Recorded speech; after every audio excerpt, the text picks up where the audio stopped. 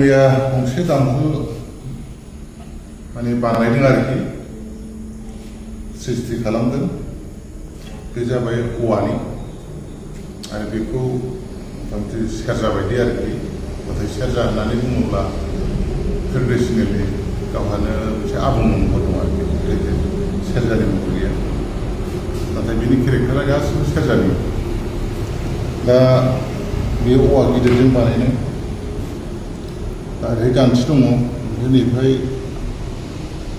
हाखर खालामनानै गुदुं खालामनानै थुमदों आरोखि ओमफ्राय सापर्ट खालामनाय जादों बेखौ दंफां बा औवाजों सापर्ट खालामनाय जायो खामला थुमनो ओमफ्राय नैबेहायबो सौग्रा माने आसिजों सौग्रा आरोखि फिंगारिं बेखौ जायगाखौ बानायबाय दा बेखौ दंफांजों बानायनाय जादों औवानिबो बानायनो हायो आरो ओरैहाय खालि बायरि हमनांगौनि थाखाय आरो नैबेखौ सापर्ट होनाय जादों खारन बेखौ टिउनिं खालामबा दोंब्रै दुरुंखौ बोयोब्ला टिउनिंआव बे दबगोन नालाय ओंखायनो बेखौ सापर्टआव दोनथ'नाय जाबाय आरोखि खेबसेनो बेनिफ्राय गान्थि दङ बेनिफ्राय दंफां सापर्ट होनानै नैबे खोमाखौ माने फिटिं खालामनानै दुरुंखौहाय माने बानाय जादों खोमानो दा बोरलाजों बेखौ जों होनांगौ आरो सेरजा बायदिनो बै माबा सालाय बा गानबो थायो बिदिनो गराय होबाय नांगौखिनि जखानि दामनायाव एक्सुवेलि मोजां मोनखानाय बायदि मोनदों दा बेनि मुंखौ माने औवाजों बानायनाय लोगोसे जोंनि गेजेराव सोरबा सोरबि बेथ' एफा एनै ट्राइ खालामनानै बानायदों जानो हागौ जे आबुं महर मोनाखै दा बेखौ आं बानायनायाव माने आबुं महर जादोंना जायाखै आं बुंजोबनो हाया खिन्थु माने टिउनाव फैबाय आरोखि दा आं गोजोननाय मोन्दों आरो बेनि मुंखौ आङो गादां होननानै माने मुं दोननो नाजादों दा ओंखायनो